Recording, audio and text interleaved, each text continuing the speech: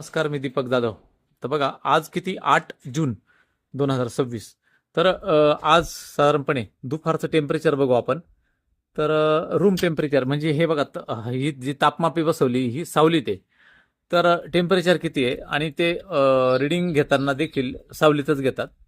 तर 37 अंश सेल्सिअस आहे तापमान. तर आपण उन्हात बघू किती येते. मापी आपण उन्हात घेऊन जाऊ आणि ज्या ठिकाणी आपल्याला टोमॅटो लागवड करायची त्या ठिकाणचं टेम्परेचर आपण मोजू किती आहे. तर बघा, आता हे टेम्परेचर आपण ह्या ठिकाणी ज्या ठिकाणी आपल्याला टोमॅटो लागवड करायची आहे इथं ठेवलंय. टेम्परेचर बघू आता किती आहे. तर बघा, जिथं टोमॅटो लावायचंय तिथं टेम्परेचर किती झालं बघू आपण.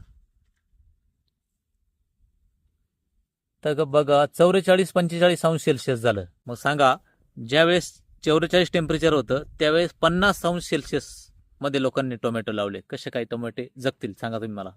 आणि 5 मिनिटं थांबल्यानंतर ते तापमान गेलंय 47 वर. कदाचित 50 वय जाऊ शकतं. मग विचार करा, जर टेम्परेचर 50 अंश सेल्सिअस झालं, आता तरी 37 अंश सेल्सिअस साधारण हे रिडिंग घेतलं जातं IMD कून, किंवा मोजताना कधी ही रूम टेम्परेचर म्हणजे सावलीतलं घेतलं जातं. मग इथं मला टोमॅटो जर लावायचे तर टेम्परेचर 50 झाले, मग सांगा टोमॅटोला त्रास होईल की नाही. तर अशा गोष्टी आहे सगळ्या.